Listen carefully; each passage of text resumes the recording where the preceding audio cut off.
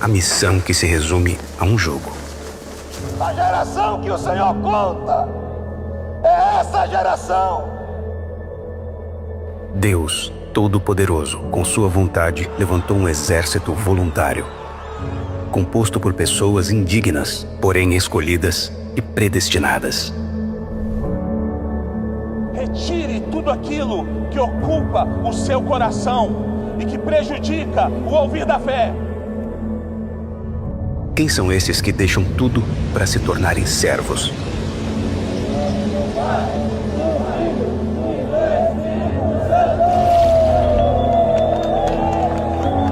Um exército inesperado, fora do convencional, cheio de energia, renovado pelo Espírito, focado apenas em uma só missão: trazer o nosso Senhor de volta. Entrar em campo é um ato de coragem. E o Senhor falou, não é para ninguém ficar na reserva. É responder ao chamado de Deus com fé.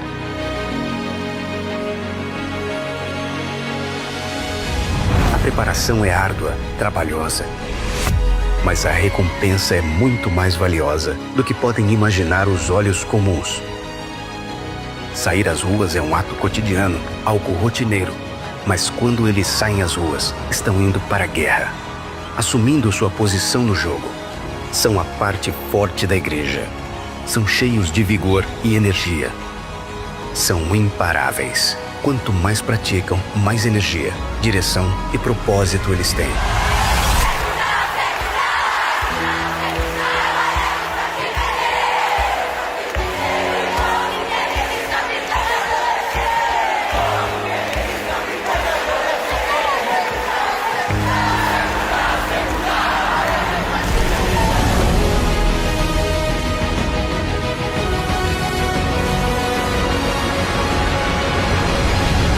Jovens que usam o Espírito. Cada passo que dão em campo, cada missão que assumem, não são apenas um movimento, mas uma ação que edifica a igreja e avança para o reino. 144 mil jogadores em campo, onde o jogo já está definido. Todos já sabem o resultado. A missão se cumprirá. Deus conta com você. Deus quer que você faça parte dos 144 mil. Essa é a sua posição. Em campo.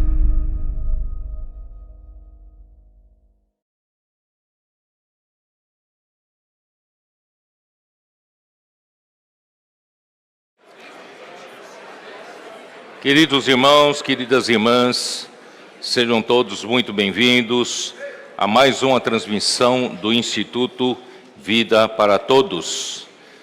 Estamos dentro ainda do tema geral, quem tem ouvidos, ouça.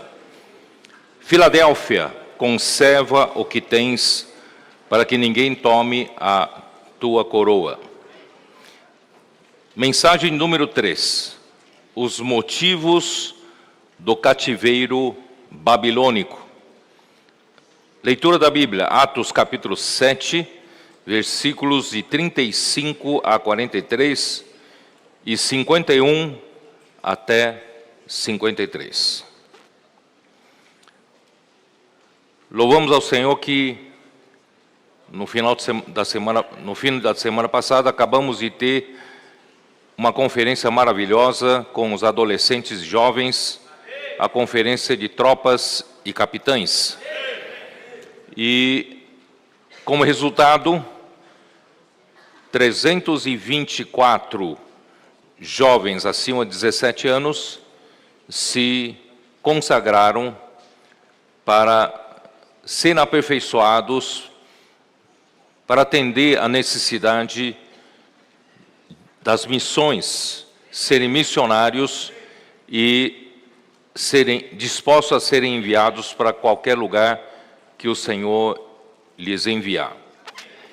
Então ficamos todos muito impactados com essa decisão deles, e eu também sei que há vários desses jovens, adolescentes que estão se tornando já jovens e desejam, assim que terminar o ensino médio, consagrar algum tempo para o Senhor, para fazer SEAP, para serem aperfeiçoados para trabalhar pelo Senhor na pregação do Evangelho do Reino, e porque o tempo urge, nós estamos próximos à volta do Senhor.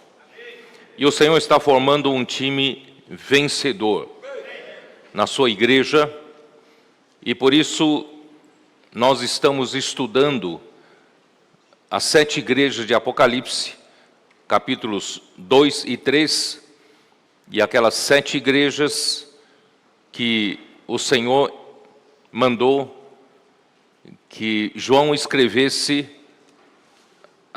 as cartas e enviasse para aquelas 7 igrejas. Aquelas 7 igrejas se situam em 7 cidades da Ásia Menor, naquele tempo, que se situam, essas 7 igrejas hoje se situam na Turquia. E também, pelo escrito do livro de Apocalipse, tem também o sentido profético.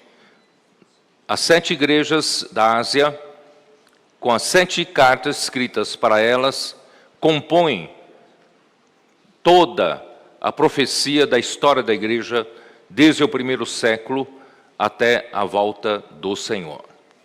E nós já abordamos 5 igrejas, desde Éfeso até Tiatira.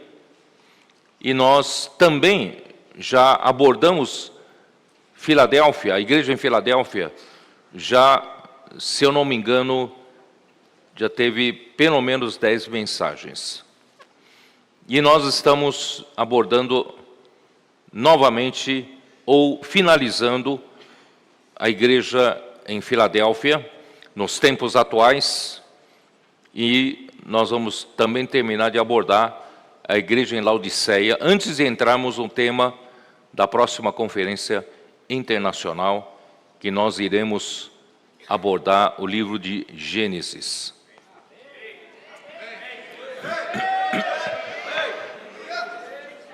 Então, hoje é a mensagem 3 dessa série, e o que nos motivou a novamente abordar foi a segunda carta de Pedro, e nos trouxe uma grande luz, uma descoberta do que realmente aconteceu na época com a igreja, a primeira igreja levantada, a igreja em Jerusalém, e que foi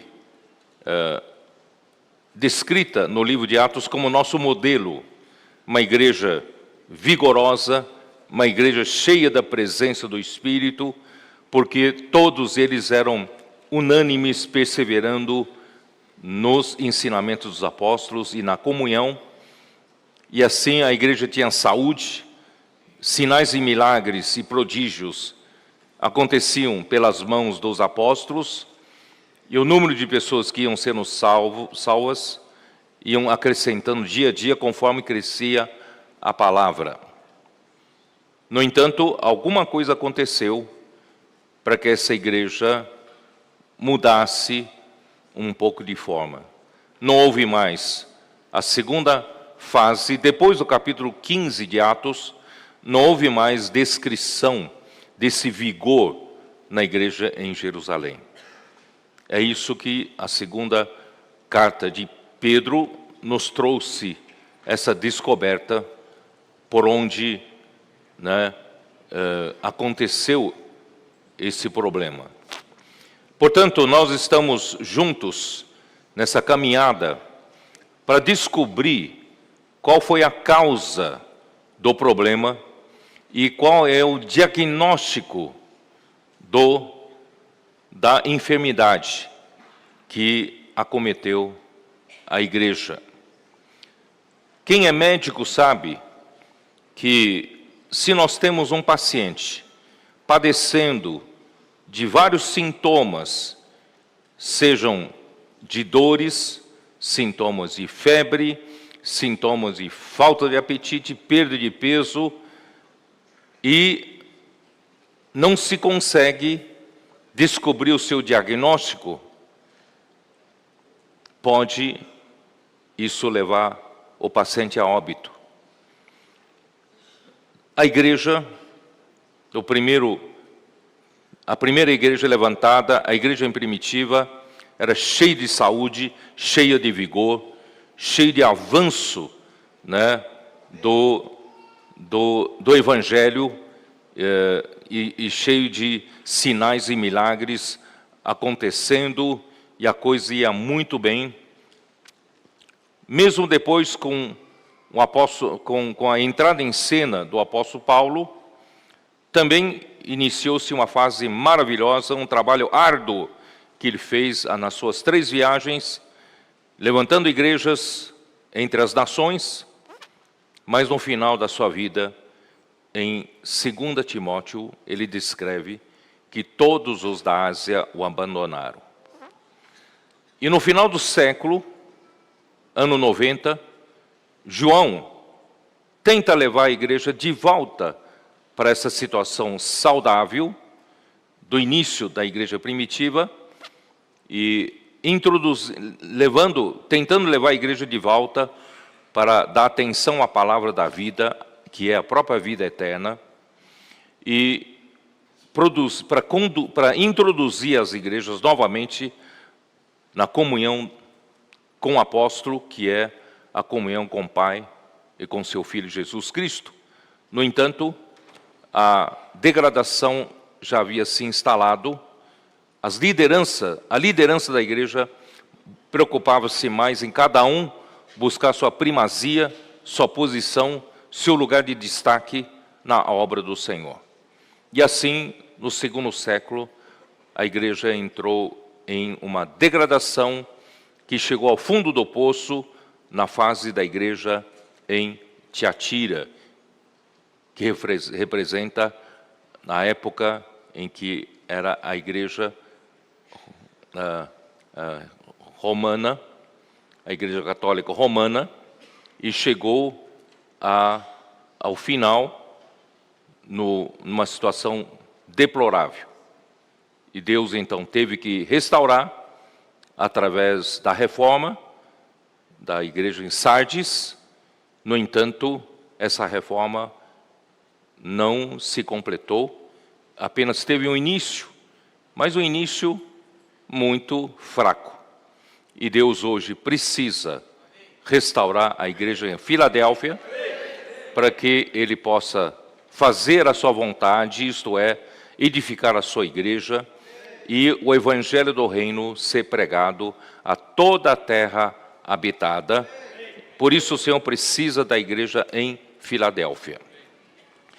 O meu objetivo aqui nessa mensagem, já 3, a terceira, é, junto com vocês, investigar a causa da doença. Qual o diagnóstico dessa enfermidade?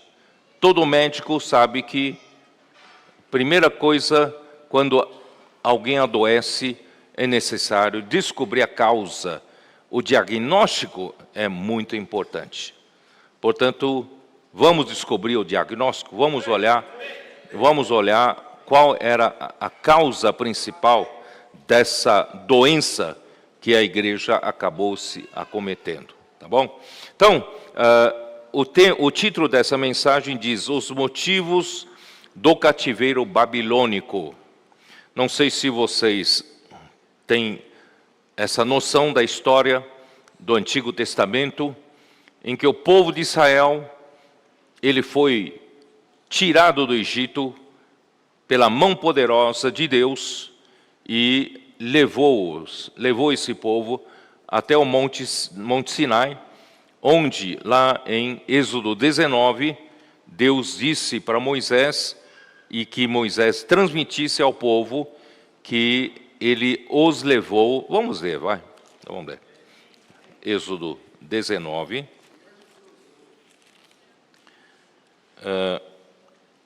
Versículo 4.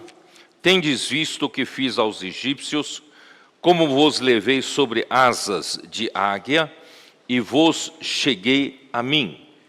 Agora, pois, se diligentemente ouvides a minha voz, e guardardes a minha aliança, então sereis a minha propriedade peculiar dentre todos os povos, porque toda a terra é minha. Vós me sereis reino de sacerdotes e nação santa.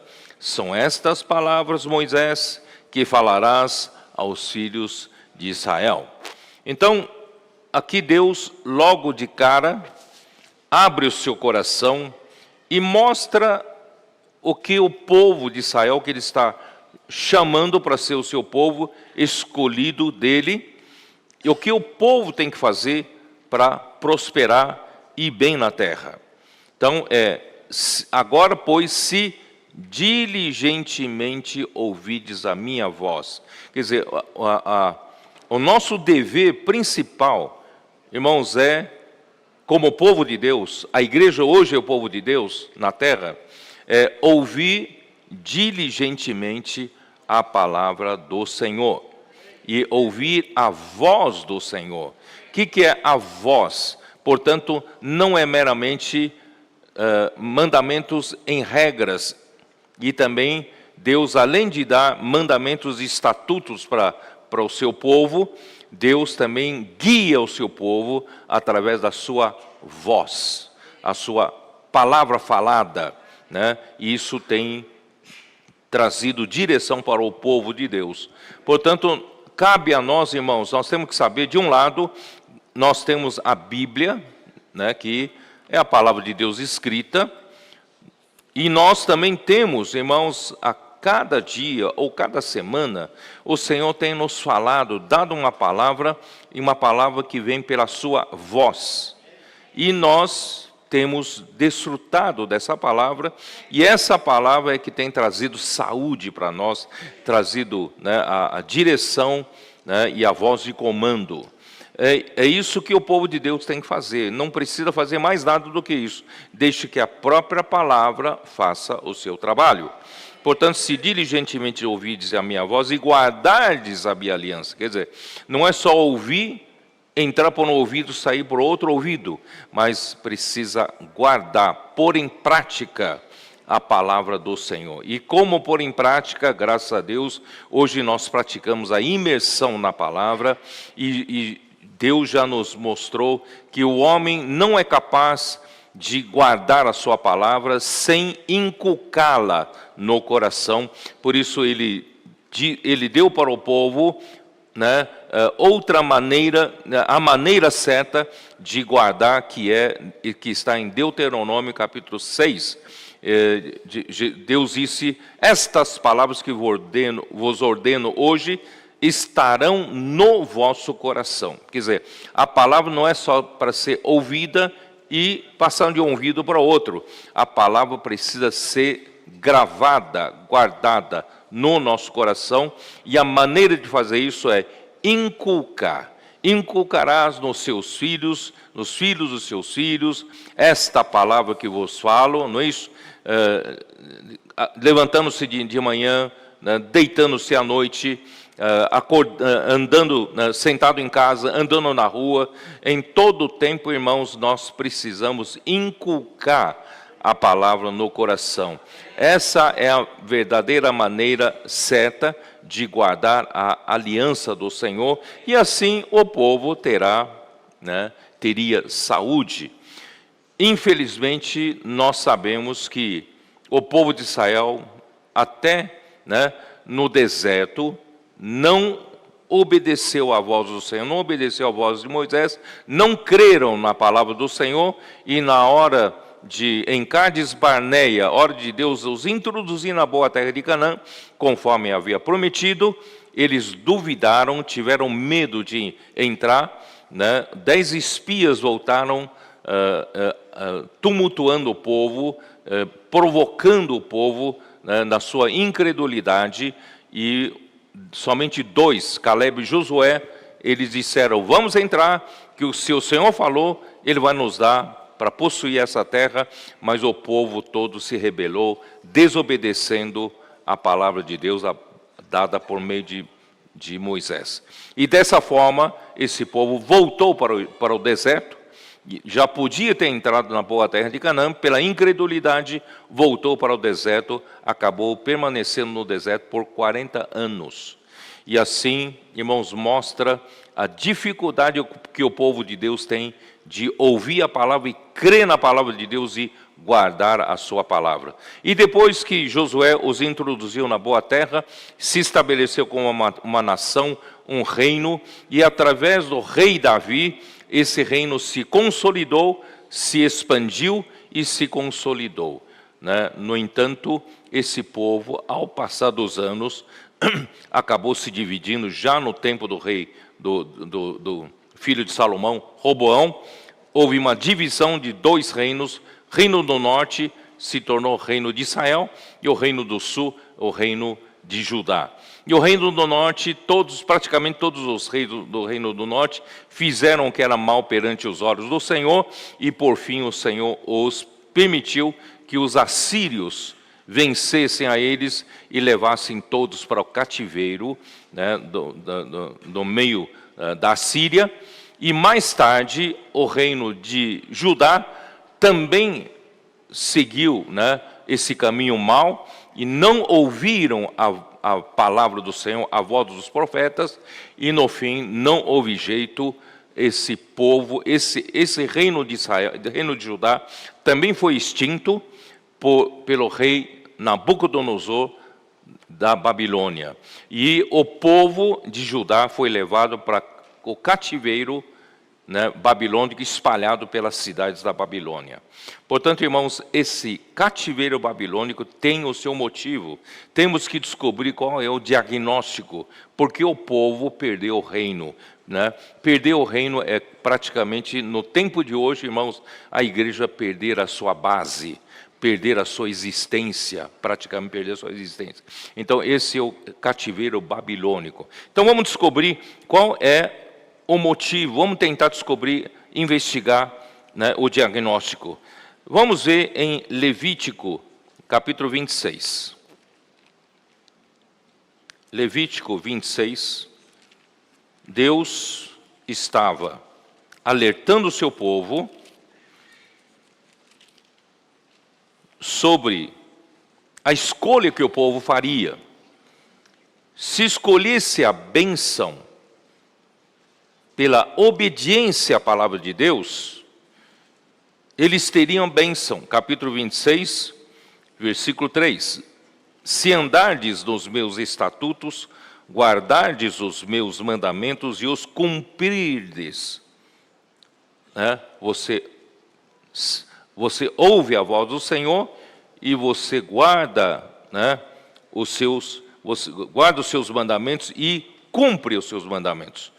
Então eu vos darei as vossas chuvas a seu tempo, e a terra dará sua messe, e a árvore do campo o seu fruto. Quer dizer, tudo Deus faz prosperar. Portanto, irmãos, a prosperidade, principalmente da igreja, do povo de Deus, não depende do esforço humano.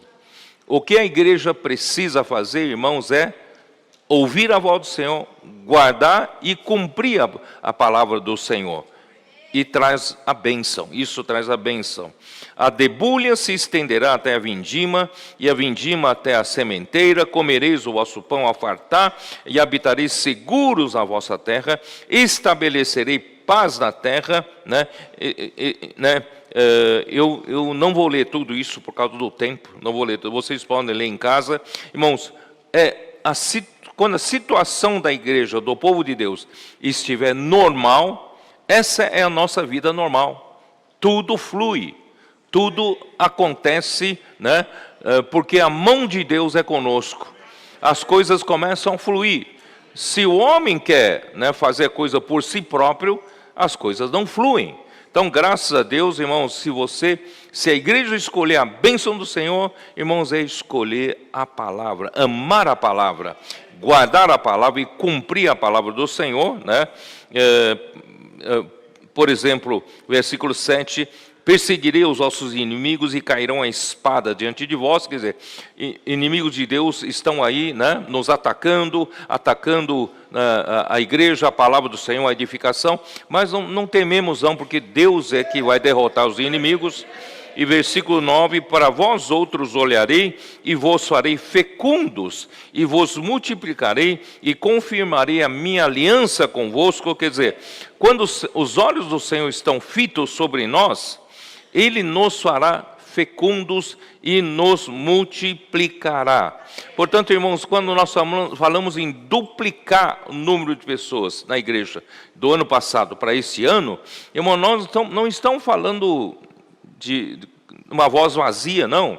Nós estamos falando de acordo, baseado na promessa do Senhor. Se nós andarmos, irmão, nos caminhos da palavra do Senhor, o Senhor vai nos tornar fecundos, vai nos multiplicar. Graças ao Senhor, ontem houve aqui em São Paulo, né, uma reunião dos intendentes, juntamente com os adolescentes, fizeram missão família, telefonaram para as pessoas, saíram para pregar evangelho, né, fazer comportagem. Quer dizer, então você vê que a mão do Senhor está aí.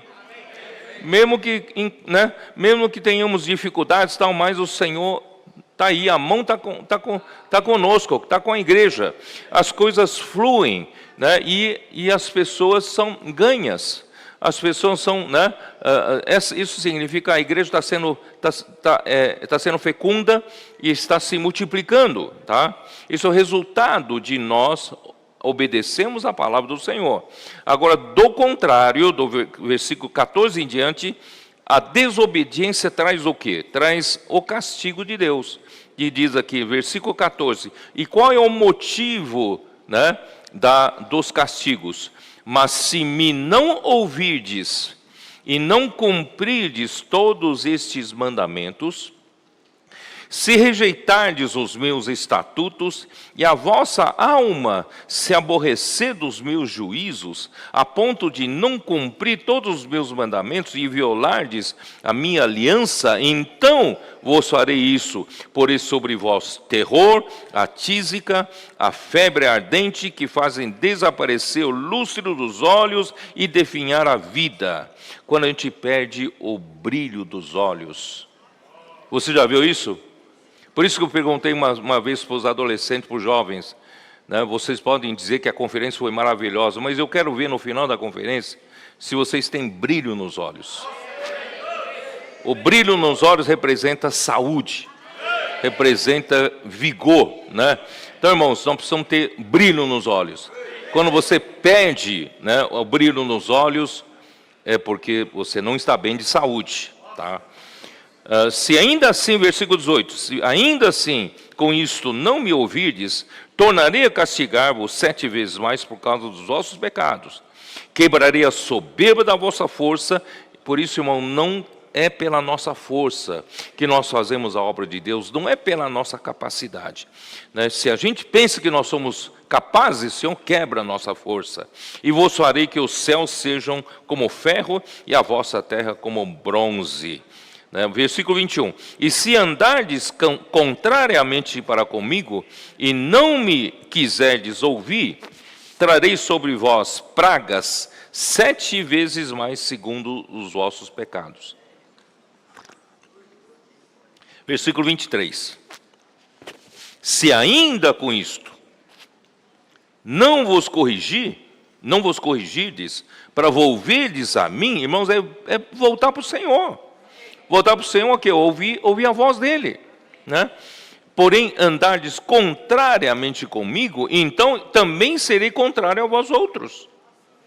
Ó Senhor Jesus, não vou nem ler, continua lendo. Versículo 27. Se ainda com isto me não ouvirdes e andardes contrariamente comigo, eu também com furor serei contrário a vós outros e vos castigarei 7 vezes mais por causa dos vossos pecados. Né? Aí comereis a carne dos vossos filhos, das vossas filhas, aí já é momento do sítio, né? O exército do rei babilônico sitiou Jerusalém, né? Aí chega uma hora que tem tanta fome e acaba comendo carne dos seus próprios filhos. Quer dizer, isso é tudo maldição em cima de maldição. Aí, né, Versículo 32, assolarei a terra e se espantarão disso os vossos inimigos que nela morarem. Versículo 33, espalhar-vos-ei por entre as nações e desembainharei a espada atrás de vós, a vossa terra será assolada e as vossas cidades serão desertas. Esse é o resultado do cativeiro babilônico.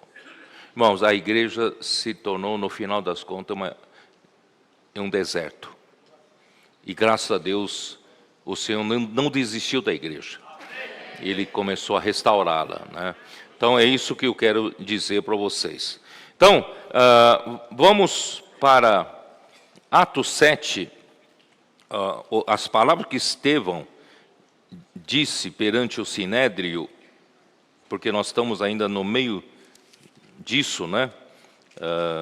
Quem vem seguindo essas mensagens, em Atos capítulo 7, no versículo 37,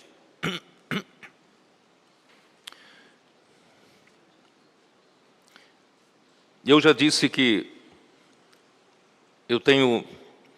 eu acho que devemos dar muito valor para Atos capítulo 7. Essa palavra que Estevão disse tem muito conteúdo. Eu gostaria um dia falar um pouco mais detalhes desse capítulo. Mas, em suma, Estevão estava querendo dizer, porque Estevão estava sendo acusado e possivelmente condenado à morte, porque fizeram falsa acusação a ele de que ele estava falando mal, né, indo contra a lei de Moisés, né, e contra esse lugar santo, contra a lei. Isso está no versículo 13. E versículo 11 fala, temos ouvido esse homem proferir blasfêmias contra Moisés e contra Deus. Então, já que Moisés é tão importante para vocês, que é o povo de Israel no tempo de tempo de Jesus, vocês veneram tanto a Moisés, colocam Moisés lá em cima, honra e respeita, claro que devem honrar. Moisés foi um homem de Deus, enviado por Deus, é para honrar, mas eles honravam só de boca para fora. Por quê?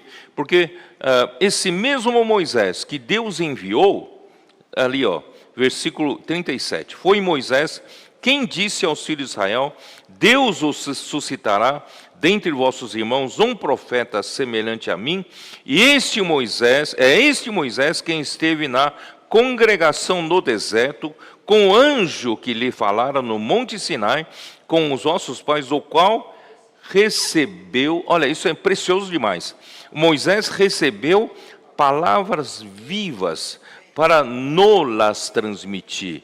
Irmãos, o que Moisés transmitia ao povo eram palavras vivas de Deus.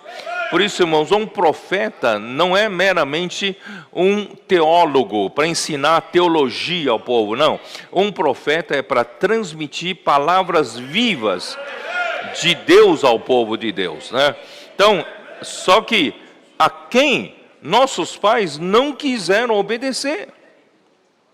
Vocês falam tanto de Moisés que Estevão não honrou Moisés, era contra Moisés, mas vossos pais desobedeceram a Moisés, né? E antes, né, não quiseram obedecer, antes o repeliram. Olha que coisa mais forte, né? Rejeitaram Moisés, o repeliram e no seu coração voltaram para o Egito. Tá? Aí, irmãos, eu não vou ler, porque em seguida ele relata a confecção do bezerro de ouro, tá? E olha aqui no versículo 42, mas Deus se afastou e os entregou ao culto da milícia celestial, como está escrito no livro dos profetas, ó casa de Israel, porventura me oferecesses vítimas e sacrifícios no deserto pelo espaço de 40 anos, e acaso não levantastes o tabernáculo de Moloque e a estrela do deus Renfá, figuras que fizeste para as adorar? Vocês não quiseram me obedecer, ouvir a minha voz, e vocês fizeram deuses para adorar. Tá? Por isso, olha aqui, o motivo do desterro para a Babilônia, o motivo do cativeiro babilônico.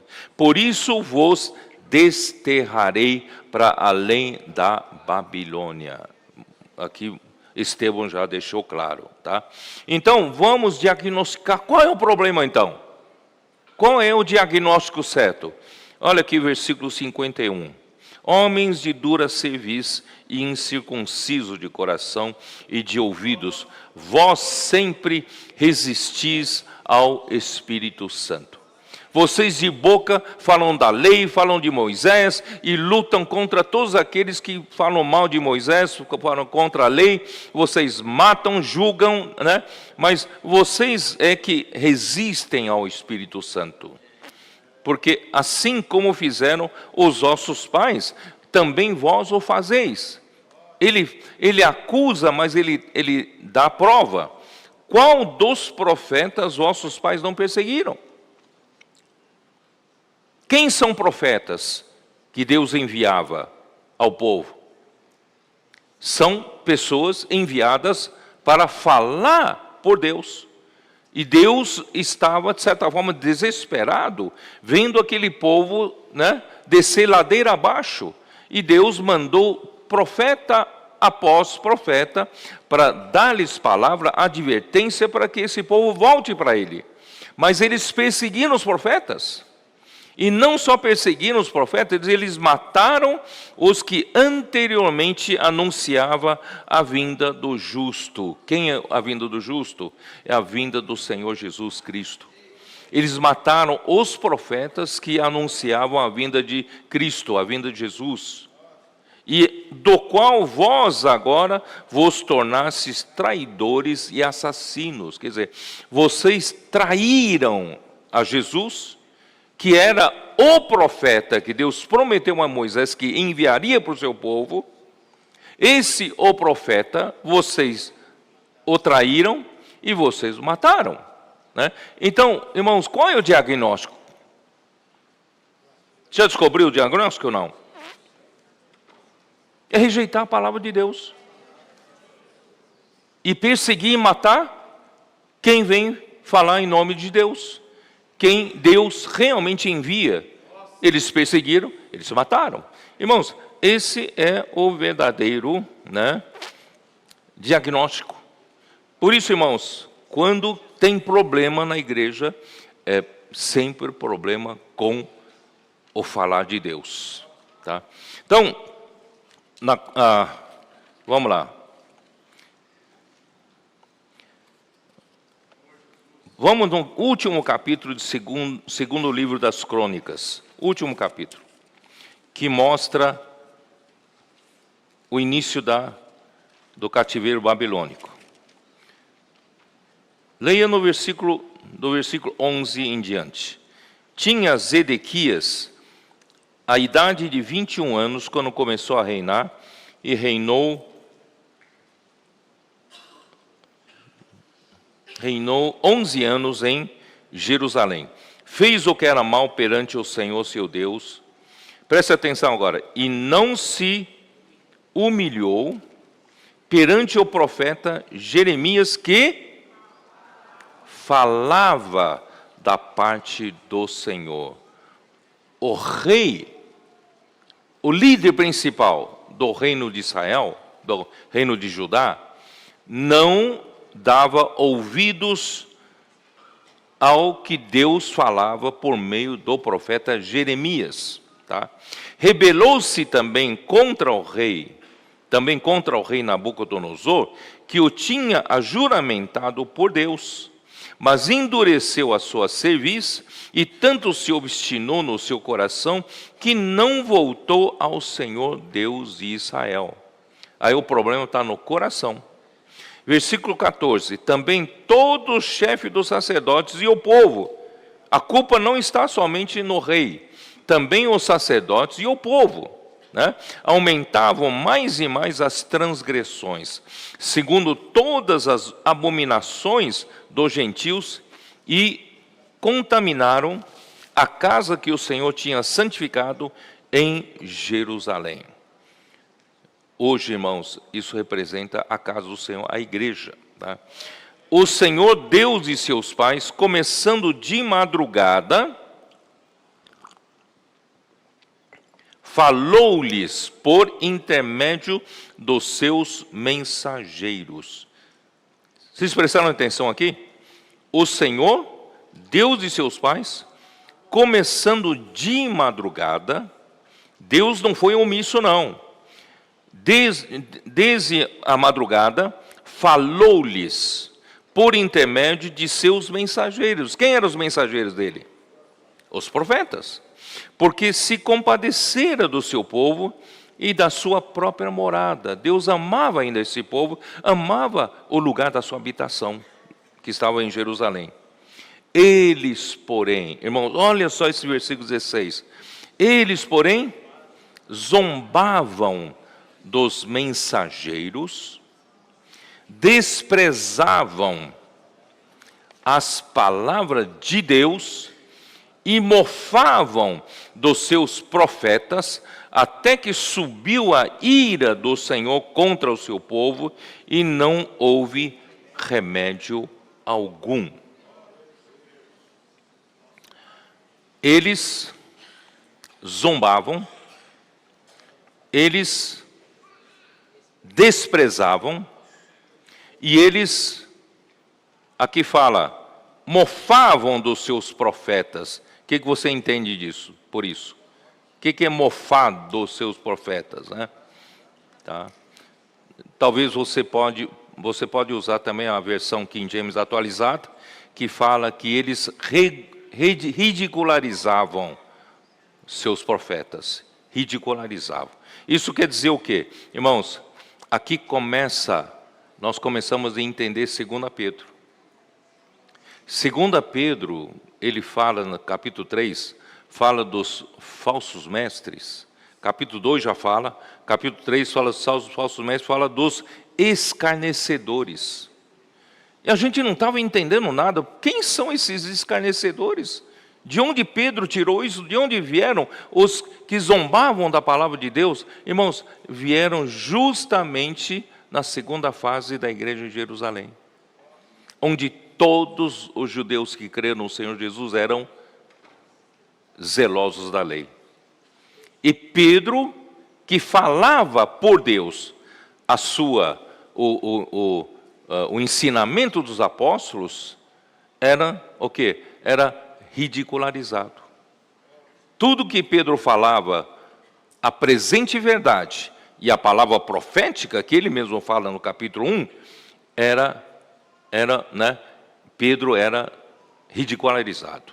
Primeiro zombaram de Pedro, quando Pedro falou que ele foi levado pelo próprio Senhor Jesus no Monte da Transfiguração, juntamente com Tiago e João, onde Jesus se transfigurou. Nós vimos a sua glória, né? Nós vimos o seu resplendor, e o Pai confirmou: este é o meu Filho amado, em quem me comprazo, a ele só ouvi. E só que os escarnecedores que duvidavam que Pedro falava da parte de Deus, zombavam, dizendo que eram fábulas engenhosamente inventadas por Pedro, Tiago e João.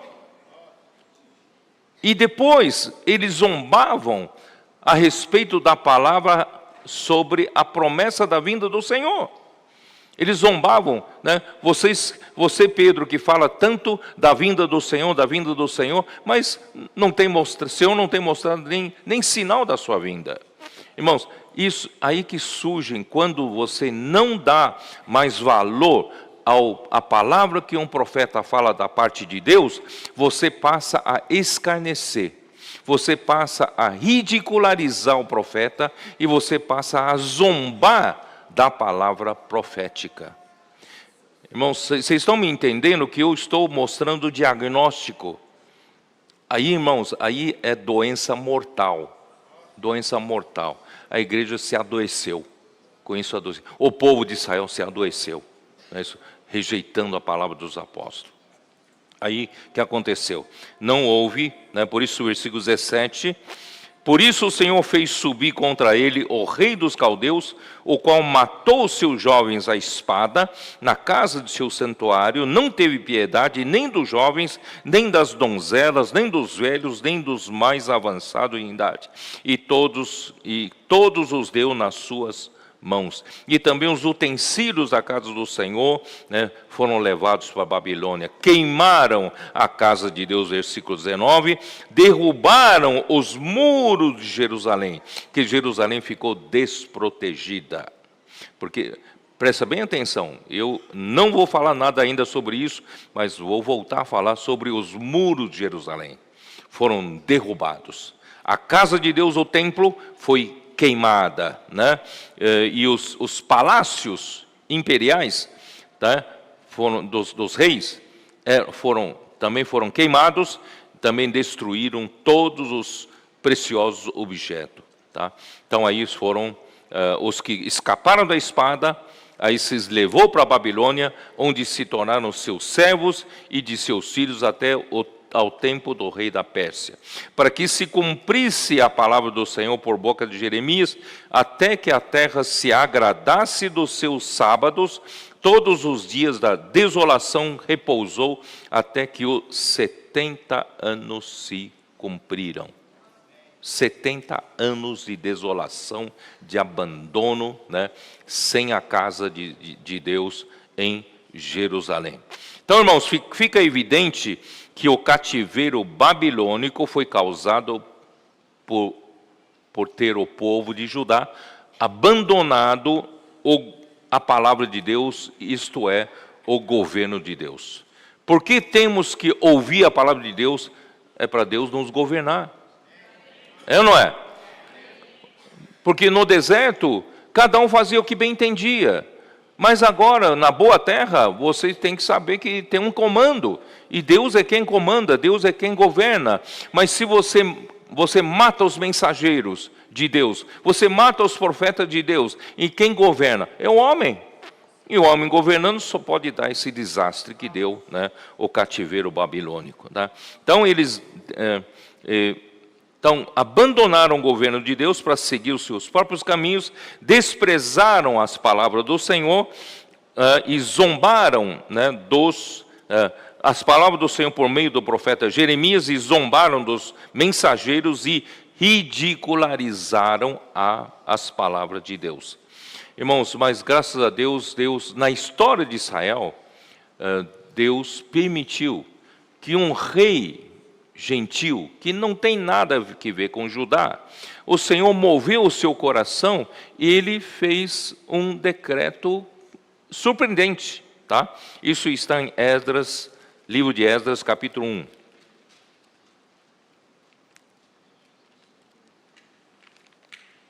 O Esdras já é logo em seguida, né, de 2 Crônicas, capítulo 1 diz assim: no primeiro ano de Ciro, rei da Pérsia, para que se cumprisse a palavra do Senhor por boca de Jeremias, despertou o Senhor o espírito de Ciro, rei da Pérsia, o qual fez passar pregão por todo o seu reino, como também por escrito, dizendo: por que rei da Pérsia?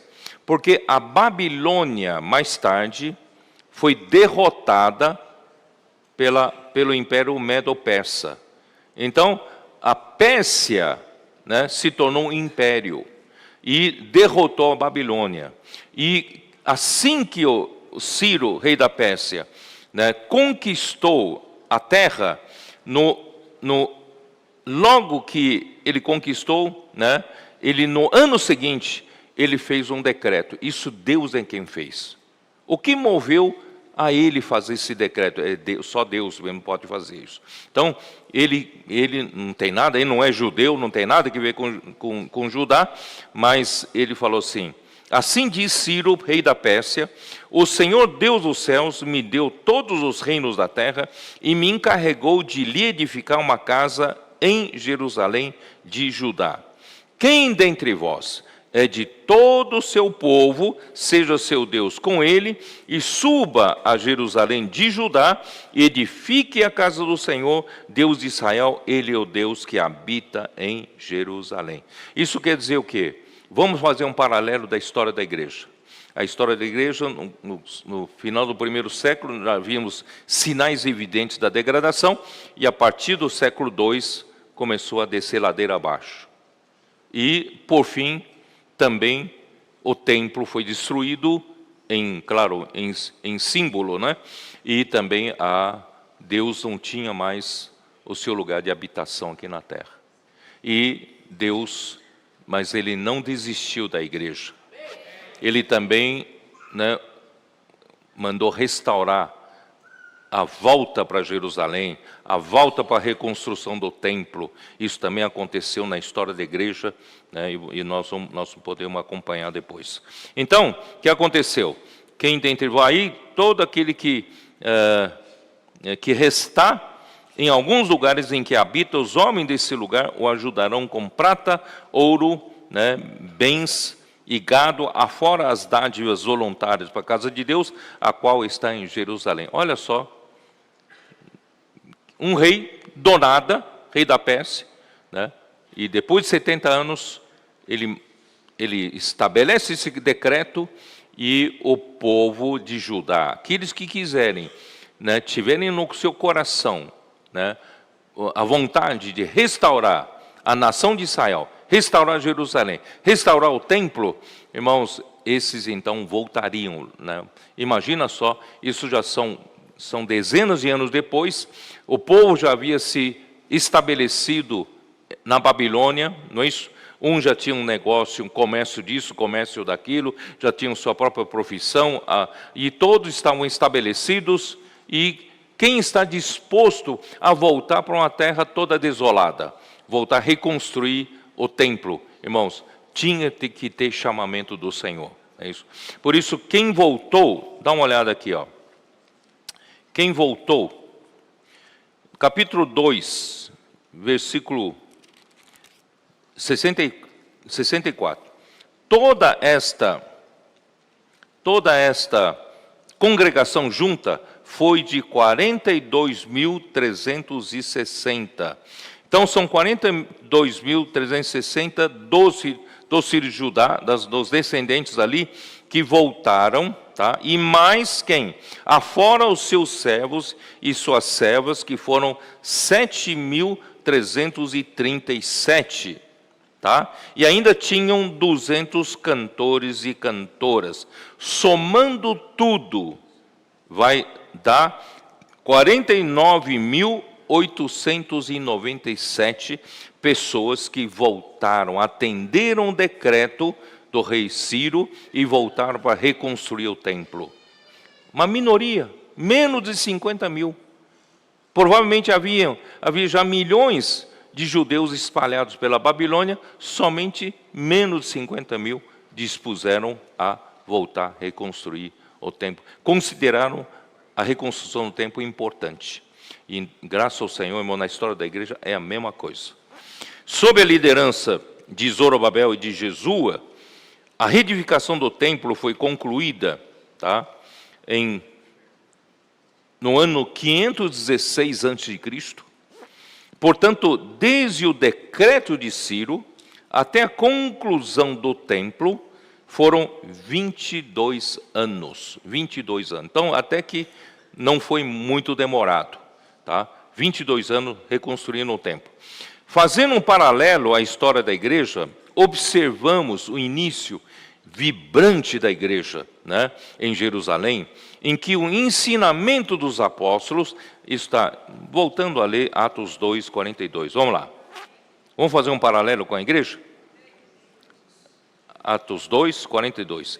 E perseveravam na doutrina ou nos ensinamentos dos apóstolos e na comunhão e no partir do pão e nas orações.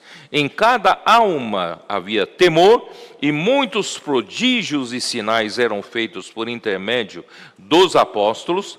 Todos os que creram estavam juntos e tinham tudo em comum. Quem que fez esse trabalho? É um milagre. Todo mundo, né, não dava tanto valor para os seus próprios bens e patrimônio, eles queriam apenas viver a vida da igreja. Vendiam as suas propriedades e bens, distribuindo o produto entre todos, à medida que alguém tinha necessidade. E diariamente perseveravam unânimes no templo, partiam pão de casa em casa e tomavam suas refeições com alegria e singeleza de coração, louvando a Deus e contando com a simpatia de todo o povo. Enquanto isso, acrescentava-lhes o Senhor dia a dia os que iam sendo salvos. Bom, essa é a igreja normal.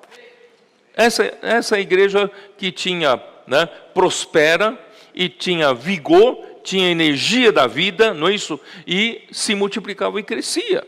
Em capítulo 5 ainda de Atos, versículo 12, muitos sinais e prodígios eram feitos entre o povo pelas mãos dos apóstolos e costumavam todos reunir-se de comum acordo no pórtico de Salomão. E crescia, versículo 14, e crescia mais e mais a multidão de crentes, tanto homens como mulheres, agregados ao Senhor. Aí no capítulo 6, versículo 7, crescia a palavra de Deus, e em Jerusalém se multiplicavam o número dos discípulos, também muitíssimos sacerdotes obedeciam à fé. Irmãos, vocês percebem que conforme a palavra cresce, se multiplica o número também dos discípulos, tá? Então, não é organização humana, é a palavra quem comanda, é a palavra que faz a igreja prosperar, a palavra é que dá saúde para a igreja, é que dá energia da vida para a igreja, Então, irmãos, essa era a vida da igreja, normal. Então, vamos investigar qual foi o ponto, onde é que aconteceu o problema, onde essa igreja tão vigorosa, aí começou a ter um problema, uma doença, que foi contaminado por uma doença. Então, enquanto a palavra dos apóstolos era acolhida pela igreja, ela prosperava, crescia, a palavra de Deus em Jerusalém, se multiplicava o número dos discípulos, tá? Então, não vamos entrar em detalhes, porque já falamos muito já sobre isso. Surgiu um partido entre os que creram em Jerusalém, dos que defendiam a continuidade das práticas judaicas. Eram conhecidos como os da circuncisão. Quando Pedro voltou, essa história já contei várias vezes, mas eu vou fala rapidamente. O Senhor honrava o apóstolo Pedro, O apóstolo Pedro era o principal orador dessa primeira fase do ensinamento dos apóstolos e foi usado para abrir a porta da igreja, do corpo de Cristo, também para os gentios, porque até então, no dia de Pentecostes, somente judeus creram e foram batizados pelo Espírito Santo para formar o corpo de Cristo. Mas o corpo de Cristo não é formado só pelos judeus crentes. Deus deseja colocar no corpo de Cristo todos, povos e todas as nações. Então, Pedro foi usado lá na casa de Cornélio, Atos capítulo 10.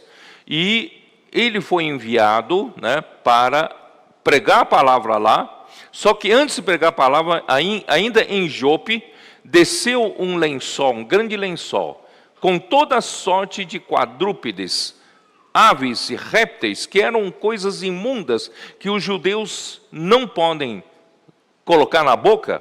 E veio uma voz dizendo: Pedro, mata e come. Pedro fala: de jeito nenhum.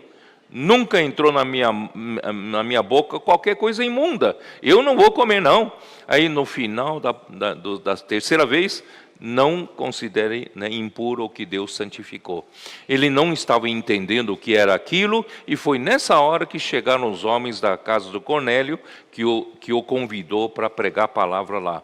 Ele pregou a palavra, e o Espírito Santo também desceu sobre os gentios que creram no Senhor Jesus, e dessa forma, irmãos, representativamente, os gentios crentes foram acolhidos para dentro do corpo de Cristo, dos quais nós fazemos parte, né? Nós também fomos introduzidos quando, né, na casa de Cornélio, os gentios que creram foram introduzidos no corpo de Cristo.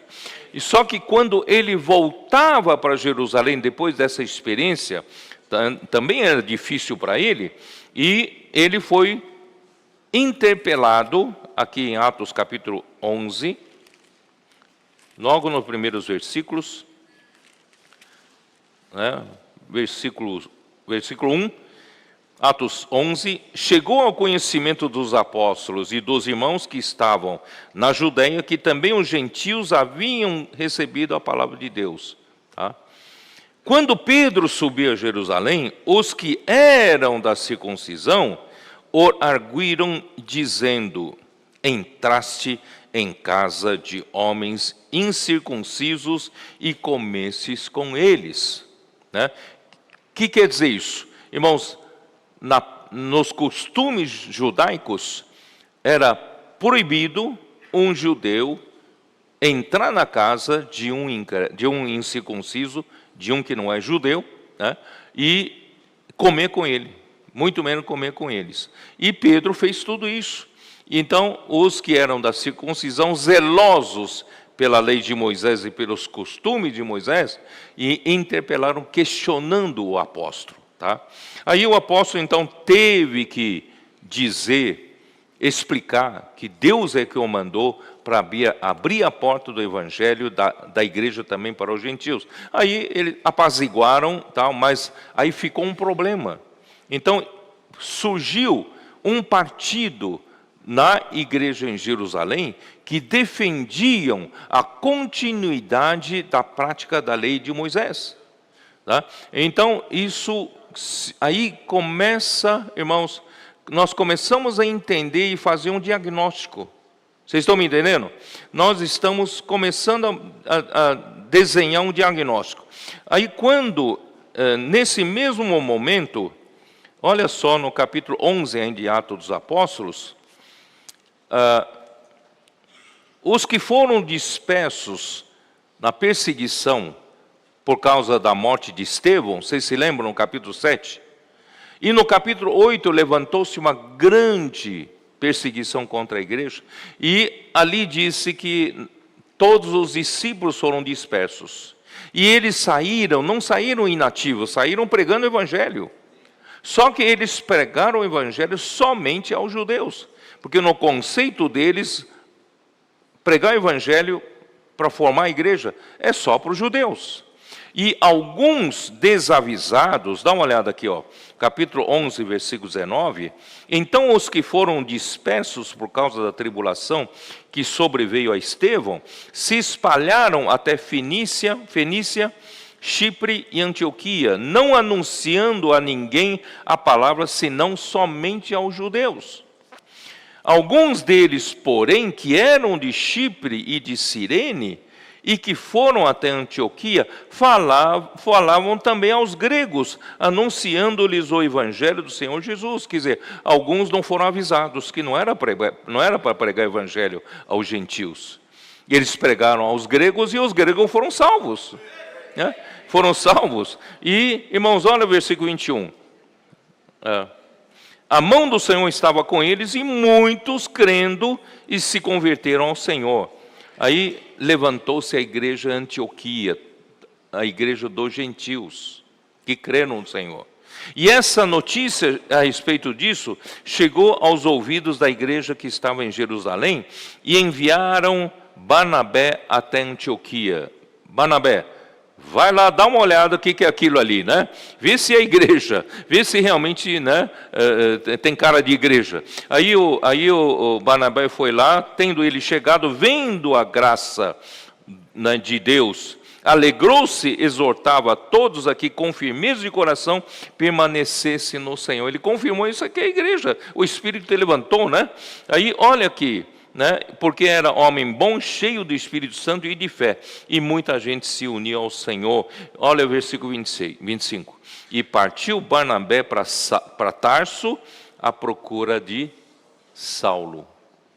Saulo foi levado para Antioquia, Tendo-o encontrado, levou-o para Antioquia e por todo um ano se reuniram naquela igreja, ensinaram numerosa multidão. Em Antioquia foram discípulos pela primeira vez chamados irmãos. Tá? E o que aconteceu daí para frente? Aí Paulo e Barnabé viveram um ano a vida da igreja em Antioquia, no meio dos gentios que creram, e o Espírito Santo manda separar os dois para a obra de Deus. Dá uma olhada no capítulo 13, né? Havia na igreja de Antioquia profetas e mestres, Barnabé, Simeão, por sobrenome Níger, Lúcio de Cirene, Manaém, Colasso de Herodes e o tetrarca e Saulo. E servindo eles ao Senhor e jejuando, disse o Espírito Santo: separai-me agora Barnabé e Saulo para a obra que os tenho chamado. Olha só, é a primeira vez que a gente vê o Espírito Santo numa igreja falar para separar. Quem é o Espírito Santo aqui? Como é que o Espírito Santo fala? Né? Irmãos, eu não sei, mas aqui está escrito, disse o Espírito Santo: separai-me. Irmão, graças ao Senhor que quem enviou Barnabé e Saulo foi o Espírito Santo para a obra. Tá? Aí o que aconteceu? Eles obedeceram e foram enviados pela igreja de Antioquia e foram, né, vocês sabem, eles navegaram até Chipre, de Chipre eles foram até Antioquia da Pisídia, de Antioquia da Pisídia foram para Icônio, Icônio para Derbe, para Listra, tá? E voltaram confirmando os discípulos, né, e também estabelecendo presbíteros, e quando chegaram de volta de origem, Antioquia, eles perceberam uma situação. O Senhor abençoou muito, as igrejas foram levantadas com alegria, né, pelo Evangelho, pela palavra, e no meio do caminho, já em Antioquia da Pisídia, irmão, já era confirmado que o ministério da palavra fora confiado a Saulo. Tá? Então, Saulo se tornou o principal apóstolo enviado por Deus para falar em nome do Senhor. Tá? Então, quando eles voltaram para Antioquia, eles perceberam que Antioquia, eles perceberam que, olha aqui no capítulo 15 de Atos, versículo 1, alguns indivíduos que desceram da Judeia ensinavam aos irmãos: se não vos circuncidardes, segundo o costume de Moisés, não podeis ser salvos. Irmãos, esse é outro evangelho. Você é salvo pelo quê? Pela fé em Cristo. Você é salvo pelas obras da lei? Você é salvo porque você praticou a lei? Não. Você é salvo simplesmente porque você creu em Jesus e foi salvo pela graça. É graça, não é lei, certo? Só que acrescentaram esses judeus crentes de Jerusalém, passaram a defender que, além de crer em Jesus, precisa praticar. Alguém precisa ser circuncidado e, segundo o costume de Moisés, para ser salvo. Para ser salvo. Irmãos, esse é um outro evangelho que Paulo fala pesadamente em Gálatas. Vocês tão depressa passaram por aquilo, né, o evangelho que vocês pregamos, e vocês, né, foram receber outro evangelho, tá? Aí, versículo 2, tendo havido da parte de Paulo e Barnabé contenda e não pequena discussão com eles, resolveram que esses dois e alguns dos outros dentre eles subissem a Jerusalém aos apóstolos e presbíteros com respeito a essa questão. Então eles tinham que subir para discutir isso. Que negócio é esse? Agora Jerusalém está mandando pessoas para pregar outro evangelho? Aqui em Antioquia, também parece que mais tarde eles foram para a Galácia também, para perverter o evangelho de Cristo. Tá?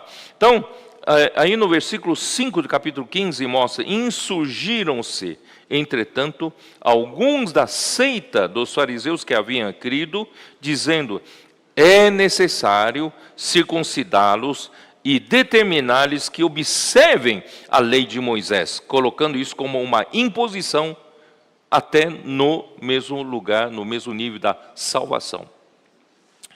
Aí, irmãos, vocês percebem a doença se instalando. A doença se instalando na igreja. Tá? E aí Pedro levanta, e nessa discussão, Pedro mostra a sua posição. Pedro tinha clareza da verdade. Olha o que ele fala, versículo 7 do capítulo 15. Havendo grande debate, Pedro tomou a palavra e lhes disse: irmãos, vós bem sabeis, né? Vós bem sabeis que desde há muito Deus me escolheu dentre vós, para que por meu intermédio ouvissem os gentios a palavra do evangelho e crescem. Ora, Deus que conhece os corações, lhes deu testemunho, concedendo o Espírito Santo a eles, como também a nós nos concedeu. Concedeu a nós lá no dia de Pentecostes, e também concedeu a eles na casa de Cornélio. Quem somos nós para impedir a salvação deles e impor que eles pratiquem a lei de Moisés, né? E não estabeleceu distinção alguma entre nós, entre os judeus e os gentios, né? E eles purificando-lhes pela fé o coração. Agora, pois, por que tentais a Deus, pondo sobre a cerviz dos discípulos um jugo que nem nossos pais puderam suportar, nem nós? Esse jugo é o jugo da lei. Mas cremos que fomos salvos pela graça do Senhor Jesus, como também aqueles o foram. Os gentios foram salvos pela graça, e nós também fomos salvos pela graça. Não é porque nós praticamos a lei, não é porque nós somos circuncidados, não é porque nós, né, andamos segundo os costumes de Moisés. Não, nós somos salvos pela graça, porque nós cremos em Jesus. Aí então a multidão silenciou, porque aqueles que eram da circuncisão não gostaram muito do que Pedro falou, certo? Porque eles queriam continuar, não podiam abandonar a prática da lei. Mas se você pensar um pouquinho, irmãos, realmente era muito difícil em Jerusalém, os judeus abandonarem a prática da lei para aderir totalmente a Cristo. É muito difícil, muito difícil. Porque a própria nação de Israel, ela é fundada em cima da lei de Moisés. Vocês perceberam? É muito difícil. Então, irmãos, o Senhor já sabia que isso tudo ia acontecer. Entendeu? Bom, aí Paulo e Barnabé passaram a dizer, né, o que o Senhor fez com sinais e prodígios. Sempre, toda vez, irmãos, que tem ação do Espírito, há sinais e prodígios. É interessante, né? E o que Deus fizera por meio deles entre os gentios. Aí, quando eles terminaram, Tiago levanta e dá o parecer final. Esse parecer final, irmãos, é para, como é que fala? A gente costuma falar, para contentar os gregos e os troianos, né? Para conciliar todos, certo? Então, aí ele fala assim, a primeira parte aqui eu não vou ler, a parte principal no versículo 19. Pelo que julgo eu, não devemos perturbar aqueles que dentre os gentios se converteram a Deus. Tudo bem, se contentou o lado do Pedro e Barnabé, né? Mas nós devemos escrever-lhes aos gentios que creram, que se abstenham das contaminações dos ídolos, bem como das relações sexuais ilícitas, da carne de animais sufocados e do sangue. Bom, Jesus nunca impôs essa ordenança. Claro que deve se abster das relações sexuais ilícitas, mas, irmãos, nunca foi, né, um ponto essencial da fé. É como se você não atacasse a causa da enfermidade e fica dando aspirina. Vocês estão entendendo ou não?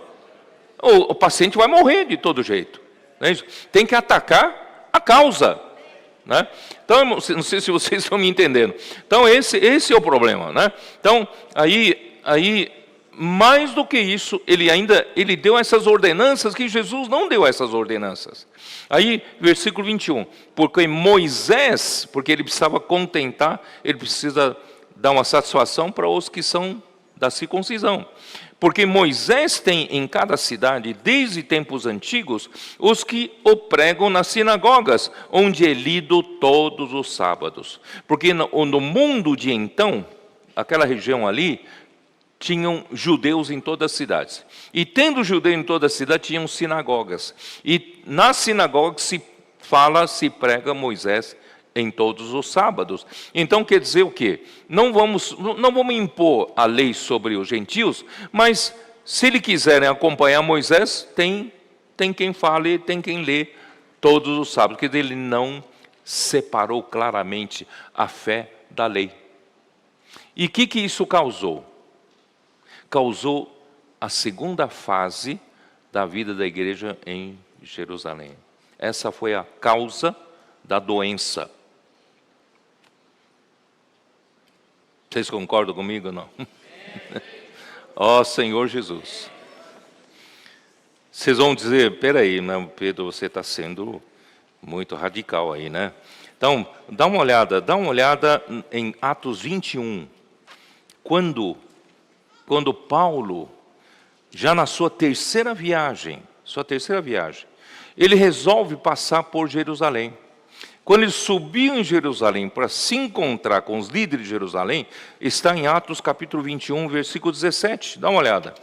Versículo 17. Tendo nós chegado a Jerusalém, os irmãos nos receberam com alegria. No dia seguinte, Paulo foi conosco encontrar-se com Tiago e todos os presbíteros se reuniram. Você não sentiu alguma coisa, falta de alguma coisa? Onde está Pedro? Onde estava Pedro? Onde estavam os outros apóstolos? Aqui só fala de Tiago e os presbíteros que estavam com Tiago. Aí você começa a perceber que depois de Atos 15 aconteceu no ano 50. No ano 50. Essa reunião, essa terceira viagem, quando Paulo passa por Jerusalém, é no ano 58. Viu, Ami? 8 anos depois. Tá? 8 anos depois. Pedro já não estava lá. Por quê? Porque a situação era que a palavra de Pedro já não valia mais nada para eles. Porque eles seguiam a orientação de Tiago, que era o conciliador entre a fé e a lei. Tá? Pedro vai fazer o que em Jerusalém? Ninguém ouvia mais o ensinamento dos apóstolos, ninguém mais dava nada para a presente verdade que ele fala na sua epístola, ninguém dava nada para a palavra profética, diziam que tudo que ele falava era fábulas engenhosamente inventadas por ele, e a promessa da vinda do Senhor era escarnecida, certo? Irmãos, o que ia fazer em Jerusalém? Ele não estava mais lá. E esse período aqui, irmãos, é difícil alguém determinar onde Pedro foi. Onde Pedro foi. A gente só sabe que em 1 Pedro, ele escreveu por volta do ano 65. Ele escreveu em Babilônia, perdão, e alguns dizem que Babilônia serviria a Roma. Então, na verdade, esse período da história, pouco se sabe onde Pedro foi. A gente só sabe, irmãos, que Pedro começou a dirigir o seu ministério para outro grupo de pessoas, não mais na igreja de Jerusalém. Que outro grupo de pessoas? Quem? Está em 1 Pedro 1:1. Pedro, apóstolo de Jesus Cristo, aos eleitos que são forasteiros, não estão em Jerusalém. São os que são forasteiros da dispersão. Onde estavam? No Ponto, Galácia, Capadócia, Ásia e Bitínia. Então Pedro ministravam para esses e não mais para a igreja de Jerusalém. Não sei se vocês estão percebendo. Porque na igreja de Jerusalém, irmãos, era composta de quem? Dá uma olhada aqui, ó. Aí, e tendo-o saudado, versículo 19, contou minuciosamente que Deus fizera entre os gentios por seu ministério, o ministério de Paulo, né? Ouvindo, deram eles glória a Deus por tudo que o Senhor fez por seu intermédio. Você suou tanto esses anos, você trabalhou muito, você, né, quase morreu, foi apedrejado, você sofreu naufrágios, né, foi assaltado, foi açoitado, foi isso, aquilo, tal. Mas qual é o resultado do seu trabalho nessas igrejas? Quantas pessoas hoje compõem as igrejas que você... Talvez o lugar que Paulo pregou o evangelho tenha numa igreja 200 pessoas, 50 pessoas, 500 pessoas, quando muito, né? Somado não dava muito mais que 1.000 e 1.000 e tantas pessoas. Mas aqui em Jerusalém, Paulo, dá uma olhada aqui em Jerusalém, versículo 20, né? Bem vês, irmão, quantas dezenas e milhares há entre os judeus que creram. O nosso resultado no nosso trabalho, aqui tem dezenas, são pelo menos 20 mil para cima. Dezenas de milhares, não é isso? Dezenas de milhares são 20 mil, 30 mil, 40 mil, não sei quantas pessoas. Então é pelo menos 20 mil para cima. Dezenas de milhares dos judeus que creram no Senhor Jesus. Olha o resultado do nosso trabalho, comparando com o seu. Então Paulo ficou pequenininho. Tá? Afundou ali na cadeira. Tá? É aí que ele fala, e todos são zelosos da lei. Aí você percebe porque Pedro não estava mais lá. O que queria fazer lá? Todos eram zelosos da lei. Todos eram zelosos da lei. Essa mistura. Bom, por isso que nós não vemos registro do vigor da igreja. Não vemos registro mais dos sinais, milagres, prodígios feitos, né, pelos apóstolos. Não vemos mais isso. Ficou uma instituição religiosa. Ó Senhor Jesus. Vocês podem achar que eu estou exagerando, mas é isso que está escrito aqui, né? E aí, olha só, e foram informados a teu respeito que ensinas todos os judeus entre os gentios se apostatarem de Moisés, dizendo-lhes que não devem circuncidar os filhos nem andar segundo os costumes da lei. Eles são preocupados com a sua chegada. Você prega contra a lei, tá? Que há de fazer, pois, certamente saberão da tua chegada. Todo mundo, você não tem boa fama aqui não, tá? Faze, portanto, o que te vamos dizer, versículo 23. Estão entre nós 4 homens que voluntariamente aceitaram o voto, toma-os, purifica-te com eles e faz a despesa necessária, para que raspem a cabeça e saberão todos que não é verdade o que se diz a teu respeito, e que pelo contrário andas também tu mesmo aguardando a lei. Meu Deus do céu. Quanto aos gentios que creram, já lhes transmitimos decisões. Tiago insiste naquelas decisões que ele deu no parecer final em Atos 15. Tá? Transmitimos decisões para que se abstenham das coisas sacrificadas a ídolo, do sangue, da carne de animais sufocados e das relações sexuais ilícitas. Vocês perceberam a causa? A causa da degradação? A causa da doença que se instalou na igreja? Esses são, da segunda fase, a igreja de Jerusalém, esses que viviam a igreja de Jerusalém, dessa outra forma, irmãos, traçaram uma outra linha da obra. Vocês estão percebendo? E essa outra linha não tem nada a ver com a linha que Paulo trabalhava, a linha que Pedro trabalhava. A linha que Pedro trabalhava é a linha da graça, a linha da fé, a linha do Espírito, da operação de milagres. Mas a linha que Jerusalém na segunda fase trabalhava era a linha da lei. Conciliar a lei com a fé, né? Essa era essa linha. E isso, irmão, não é coisa pequena. E ali são dezenas de milhares, é muito mais gente. Acabou fazendo oposição à obra do Espírito. Vocês perceberam ou não? Isso é muito sério. Ó Senhor Jesus.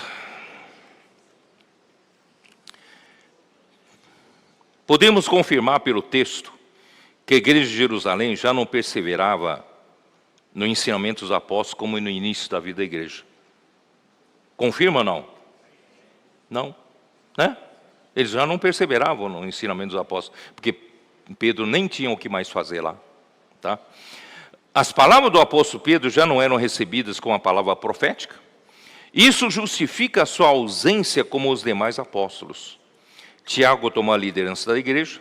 Sem a direção do ensinamento dos apóstolos, a igreja se tornou uma mera instituição religiosa, sem o poder do Espírito do início da vida da igreja, com a ausência total de sinais, milagres e prodígios. Pedro deve ter se mudado de Jerusalém, passar a cuidar dos judeus crentes que eram forasteiros, dispersos entre as nações como peregrinos, provavelmente eram compostos principalmente pelos que foram dispersos na grande perseguição em Jerusalém por causa de Estevão. Eram, portanto, os que viveram a primeira fase da vida da igreja em Jerusalém. Os que reconheciam o ministério de Pedro. Reconheciam, né, que Pedro falava da parte de Deus. A palavra dele é o falar profético, certo? Então, irmãos, então ele passou a cuidar desses. O trabalho de Tiago resultou em dezenas de milhares de judeus que creram, todos eram zelosos da lei. Confirma que depois do ano 50 ele assumiu a liderança e conciliou a fé com a prática da lei. O Espírito perdeu total liberdade na igreja de Jerusalém para executar a vontade de Deus com milagres. Estou certo ou não estou certo lendo tudo isso? Infelizmente, é isso que aconteceu. Essa linha de obra de Tiago introduziu uma outra frente de direção de trabalho.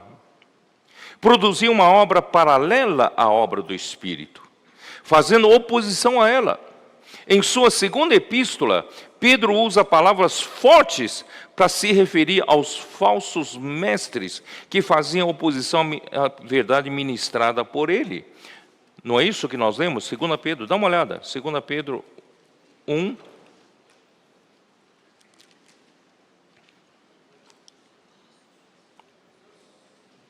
É isso, né? Onde eu estou? Estou lendo 1:12. Deixa eu ver. 1:12, né? Então Pedro diz assim: por esta razão sempre estarei pronto para trazer-vos lembrados acerca destas coisas, embora estejais certos da verdade já presente convosco e nela confirmados. Ele está falando com aqueles que viveram a primeira fase da vida da igreja e que foram dispersos pela perseguição por causa de Estevão, e estão vivendo nesses diversos lugares, Ponto, Galácia, Capadócia, etc, etc.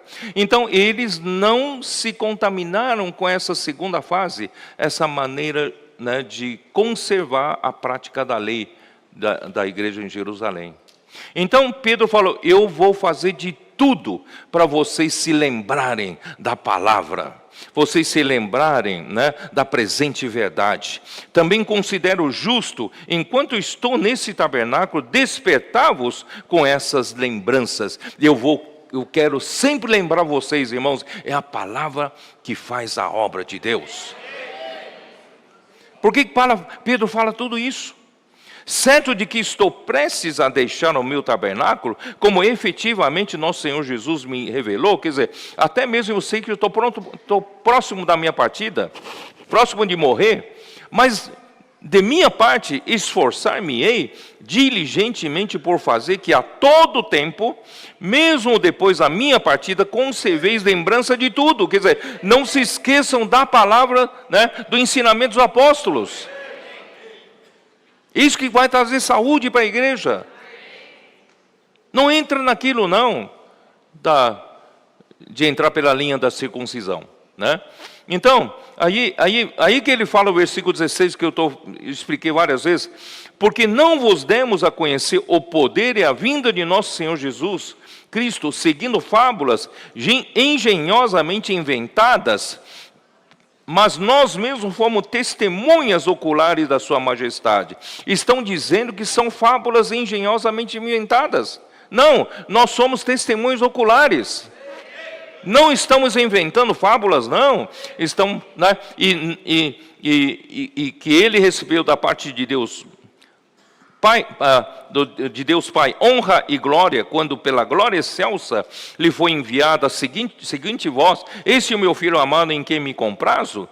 E outra voz que descia do céu, ouvimos também, estávamos com ele no Monte Santo. Quer dizer, eu comprovo que tudo isso é verdade. E não só isso, toda a palavra profética é verdade. Ele fala assim: temos assim tanto mais confirmada a palavra profética, e fazeis bem em atendê-la. Não caia nessa outra linha, não. Atendam a palavra profética. Porque a palavra profética, ela é como uma candeia que brilha em lugar escuro. Lugar escuro, você sem uma luz, você não tem direção. Você não sabe para onde vai. Você tropeça, você cai e você pode morrer. Mas graças a Deus, irmãos, nós temos a palavra profética como essa candeia. Irmãos, hoje nós aqui, na nossa época, quem que nos dá direção?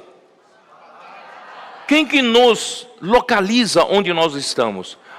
É a palavra profética, irmãos. Por isso que nós estamos contentes. Nós não estamos perdidos no meio do mato. Nós temos uma candeia. Mas essa candeia vai nos levar em que direção?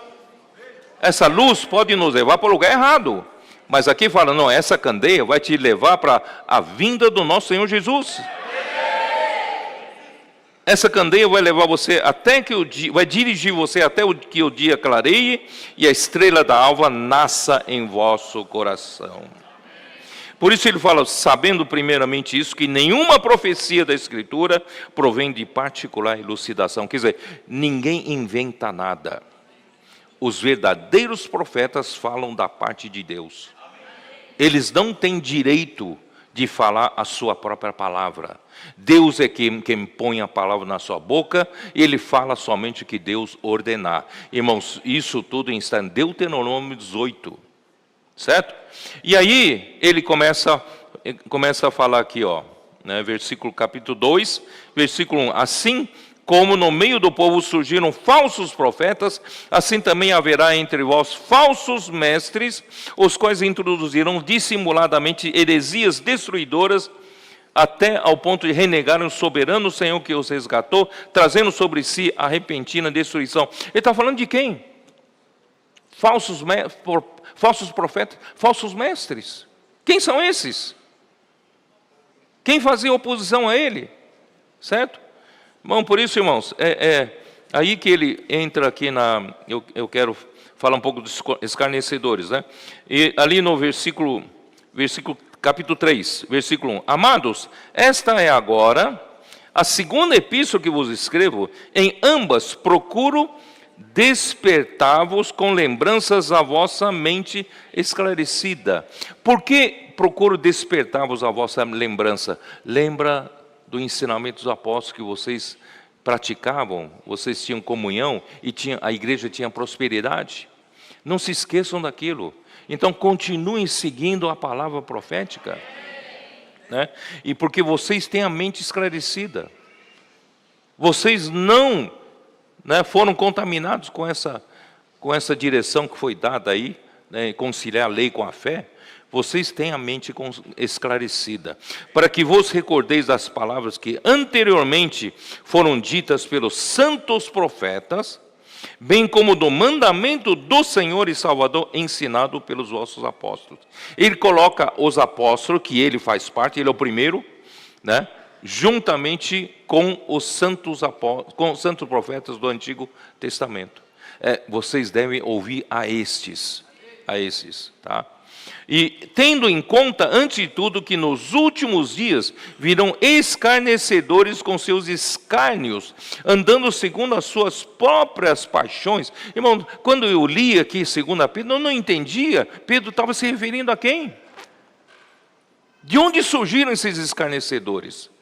De onde vinham esses escárnios? Quem estava escarnecendo? Não estava entendendo, não. Agora estou entendendo.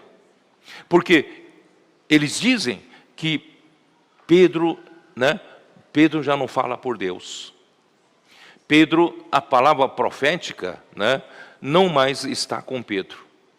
Nós continuamos praticando, misturando a lei com a fé, e olha quantas dezenas de milhares há entre nós. Quer dizer, então, esses são esses escarnecedores que zombavam sobre a promessa da vinda do Senhor, que diziam que, versículo 4, e dizendo, onde está a promessa da sua vinda? Porque desde que os pais dormiram, todas as coisas permanecem como está desde o princípio da criação. Quer dizer, estavam lutando contra a palavra profética de Pedro. E esses mesmos irmãos fizeram a oposição a Paulo na Galácia. A ponto de Paulo dizer, irmão, já estou no fim, não tenho muito tempo para detalhar, mas olha Gálatas 4. Olha Gálatas 4. Você vê que esse dano não foi causado só ao ministério de Pedro, foi causar dano ao ministério de Paulo. Paulo, o que Paulo disse para os Gálatas, capítulo 4, versículo 16. Versículo 16. O que ele diz? Tornei-me porventura vosso inimigo por dizer-vos a verdade? Eu só tenho falado a verdade para vocês? E de repente virei inimigo? Quem contaminou vocês? Aí, os que vos obsequiam não o fazem sinceramente, mas querem afastar-vos de mim, para que o vosso zelo seja em favor deles. E quem são eles? Quem são os que estavam isolando os Gálatas do apóstolo Paulo? Quem estava fazendo esse trabalho? Quem estavam bajulando a eles? Quem estavam, tentando agradá-los? Para quê? Para que o zelo dos Gálatas seja em favor deles, e não para ouvir a palavra de Paulo. Vocês entenderam? Então Paulo foi grandemente usado pelo Senhor para pregar o evangelho aos gentios, levantando igreja desde Síria, Cilícia, Ásia, atravessando o mar Egeu, foi até Macedônia, Acaia, e no fim, na terceira viagem, ele foi até Roma. No final da sua quarta viagem, foi até Roma. Ele sofreu muito com a oposição desses judaizantes, esses mesmos judaizantes, provocando desobediência dentre os crentes judeus, a ponto de ter de usar da sua autoridade. Agora dê uma olhada rápida em 2 Coríntios 10.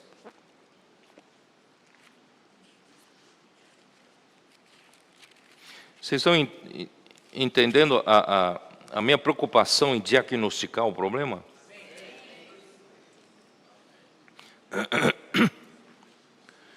Capítulo 10 de 2 Coríntios, versículo 1.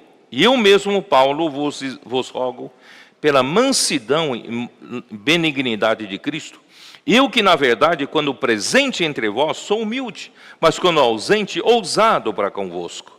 Sim, eu vos rogo que não tenha de ser ousado quando presente, servindo-me daquela firmeza com que penso devo tratar com alguns que nos julgam como se andássemos na carne, em disposição mundana, proceder. sabe quem são esses? São exatamente esses judaizantes. Foram fazer oposição a Pedro em Corinto. Porque, embora andando na verdade, nós não lutamos segundo a carne. Porque as armas da nossa luta não são carnais, e sim poderosas em Deus, para destruir fortalezas, anulando nossos sofismas e toda altivez que se levanta contra o conhecimento de Deus, levando cativo todo o pensamento à obediência de Cristo. Não é obediência a um homem, obediência a Cristo. Né? Estando prontos para punir toda desobediência, uma vez completa a vossa obediência, vossa submissão. Observai o que está evidente. Se alguém confia em si, que é de Cristo, pense outra vez consigo mesmo, que assim como ele é de Cristo, também nós o somos. Quem falou isso? São esses opositores, falando mal de Paulo. Né? Porque se eu me gloriar um pouco mais a respeito da minha autoridade, a qual o Senhor nos conferiu para edificação, não para destruição vossa, não me envergonharei. Quer dizer, eu tenho autoridade sobre a igreja, mas não autoridade para destruir a igreja. Eu tenho autoridade que o Senhor me deu para edificar a igreja. Então o apóstolo tem autoridade sobre a igreja para edificação. Então Paulo foi obrigado, irmãos, a falar assim, pouco mais forte. Aí chega no versículo 12, dá uma olhada.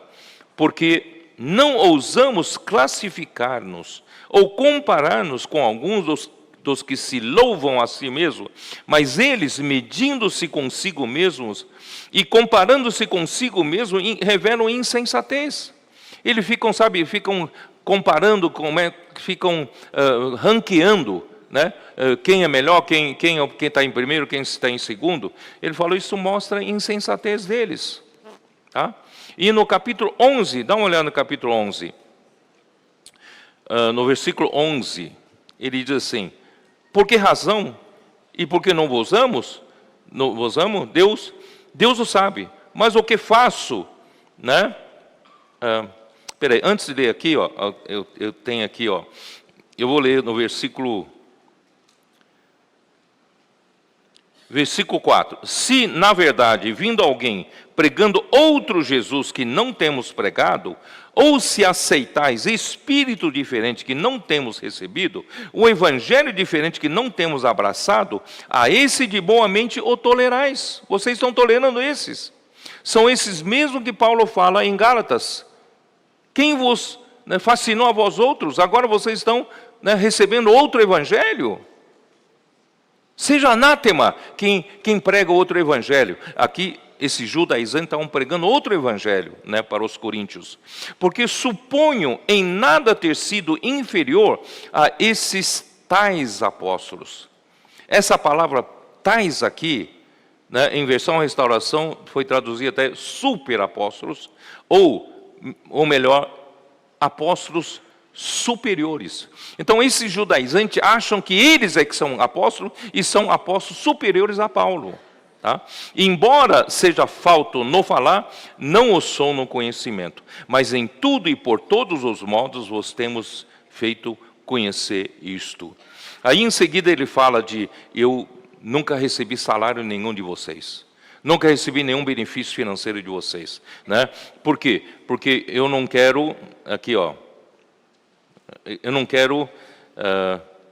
eu quero cortar, versículo 12, mas o que faço e farei é para cortar a ocasião, aqueles que buscam com o intuito de serem considerados iguais a nós naquilo em que se gloriam. Eles se beneficiam dos coríntios recebendo o dinheiro deles. Mas Paulo fala, eu nunca recebi dinheiro de vocês. Porque, versículo 13, porque os tais são falsos apóstolos, obreiros fraudulentos, transformando-se em apóstolo de Cristo, e não é de se admirar, porque o próprio Satanás se transforma em anjo de luz. Não é muito, pois, que os seus próprios ministros se transformem em ministros de justiça, e o fim deles será conforme as suas obras. Ele está falando de quem? Vocês estão entendendo? Ele está falando de quem? Estão falando desses. Falando desses judaizantes. Ó Senhor Jesus. Vamos lá. Então eu vou ler aqui, ó. Então, esses falsos apóstolos, aqui, ó. Paulo teve de vindicar a sua, no capítulo 9, dá uma olhada, capítulo 9, né? Paulo teve que vindicar a sua autoridade apostólica, né? Sua autoridade por causa dos falsos apóstolos judaicos, cujos ensinamentos distraíram e desviavam os coríntios do ensinamento de Paulo. Eles se julgavam ser apóstolos superiores, pois eram judeus que apresentavam a fé com as práticas judaicas. Paulo afirma claramente que são falsos apóstolos, obreiros fraudulentos, transformando-se em apóstolos de Cristo. Depois de ter sido solto, irmão, em sua prisão em Roma, Paulo, então, pede para Timóteo permanecer em Éfeso, que havia algumas pessoas trazendo essas fábulas judaicas. 1 Timóteo. Vocês estão conseguindo associar? Juntar como peças de quebra-cabeça? Estão se juntando? Né? 1 Timóteo, capítulo 1, versículo 3 e 4. Dá uma olhada. 1 Timóteo. Já estou terminando, fique preocupado não. Capítulo 1, versículo 3. Quando eu estava de viagem rumo da Macedônia, te roguei permanecesses ainda em Éfeso para admoestares a certas pessoas, a fim de que não ensinem diferentemente, ensinem outra doutrina. Irmão, o que é não ensinar diferentemente? É não ensinar diferente do ensinamento dos apóstolos. Né? Os apóstolos têm trazido palavras vivas da parte de Deus para transmitir ao povo. Não são suas próprias palavras. Então não vem competir com essas palavras. Tá? Aqui então fala de que não ensinem diferente, nem se ocupem com fábulas e genealogias sem fim. O que são essas fábulas? São fábulas judaicas. Fábulas, né, rabínicas, de genealogias, né, do passado. Aconteceu isso no passado, aconteceu um milagre com isso, com aquilo. Tá. Irmão, é tudo isso aqui. Irmão, pode até ser verdade o que eles contam, mas, irmão, não edifica. Os irmãos entendem? Não se ocupem com fábulas, genealogias sem fim, que antes promovem discussões. Ficam promovendo discussão. Ah, isso é verdade, isso não é verdade. Promovem discussões do que o serviço de Deus na fé. O que é serviço de Deus na fé? Aqui a palavra original é economia de Deus na fé. Ou você pode entender como a obra de Deus na fé. Então, irmão, falando essas fábulas judaicas, parece bonito para quem tem ouvidos que, né, coçam, quem tem coceira no ouvido para ouvir sobre essas fábulas do passado, irmão, mas não edificam, não produzem a obra de Deus. Nós estamos aqui na terra, irmão, para produzir a obra de Deus, né, para trazer o Senhor de volta, que a vontade de Deus seja feita, mas não para ficar inventando palavra para falar, certo? Ó Senhor Jesus. E isso, irmão, 1 Timóteo foi escrito por volta do ano 64, 65. E 2 anos depois, em 67, já é a última carta de Paulo, a segunda epístola de Paulo a Timóteo. O que aconteceu com o trabalho dessa oposição toda? Qual foi o resultado? Capítulo 1 de 2 Timóteo, versículo 15. Está ciente de que todos os da Ásia me abandonaram. Todos. A Ásia, ele permaneceu 3 dias ali para falar dia e noite sobre a economia de Deus, sobre o plano de Deus. E todos abandonaram a Paulo. Isso é resultado de quê? Resultado desse trabalho, da oposição dos judaizantes. Irmãos, não pense que isso é uma coisa pequena. Isso é o tiro que Satanás deu contra quem fala a palavra, contra a palavra que é o ensinamento dos apóstolos, que traz a saúde para a igreja. Tá? E quando chegou no final do século, no ano 90, João então foi levantado para reconduzir a igreja ao ensinamento dos apóstolos, a palavra da vida, que é a única palavra que conduz à vida eterna. E que quem acolhesse a palavra do apóstolo João seria introduzida na comunhão com ele. O que é comunhão com ele? A comunhão com ele é comunhão com o Pai, com seu Filho, Jesus Cristo, que é na comunhão do corpo de Cristo, comunhão da igreja. Então, no entanto, os líderes das igrejas no final do primeiro século também rejeitaram a palavra de João. Não acolheram os missionários mandados por João para levar essa palavra. E Diótrefes não só não acolhia, expulsava da igreja quem os recebesse. Porque Diótrefes um dos líderes da igreja daquela época, passou a amar a primazia, que está em primeiro lugar, quer ter espaço, quer ganhar número de seguidores. Irmãos, isso tudo não tinha nada disso no início da vida da igreja, quando era vigorosa. É quando a vida cai, a imunidade cai do corpo, irmãos, todas as ambições, luta pela primazia, né? Pelos privilégios, luta por ter o primeiro lugar, irmão, começa a surgir, porque cai a imunidade do corpo. Irmão, nós precisamos manter esse corpo saudável. Tá? Ó Senhor Jesus. Então, na ausência do suprimento da palavra de Deus, a busca pela proeminência, pela fama, por seguidores, foi a consequência. Inicia-se, então, a degradação da igreja, que resultou no cativeiro babilônico da igreja. A igreja também foi levada, né, praticamente terminou, a casa de Deus de Jerusalém, simbolicamente falando, também foi totalmente destruída. E nós vamos, na outra mensagem, vamos falar como é que o Senhor foi restaurando isso. Tá? Então, irmãos, vocês entenderam, né? Então, foi finalmente diagnosticado qual foi a causa da doença em que se instalou na igreja. E graças ao Senhor, o Senhor está restaurando a saúde da igreja. Nós voltamos, irmãos, a amar a palavra, que é a presente verdade, e que o ensinamento dos apóstolos, que nós voltamos a praticar comunhão sobre o ensinamento dos apóstolos, a qual nos está trazendo muita saúde e está avançando na obra do Senhor. Amém. Jesus é o Senhor. Amém. Sejam todos bem-vindos. A gente está aqui com um continente que é muito especial, que é o continente africano. O Senhor trabalhou muito nessa questão de capacidade, né? De realmente você estar ali no deserto, Senhor, socorro, não aguento mais. Então a palavra também tem nos ajudado muito, né? É ela que está fazendo a obra, né? I'm happy that I have a new name, I have a new identity, I have a new home, and I have a new language. A palavra profética. Toda segunda, no canal do Instituto Vida para Todos.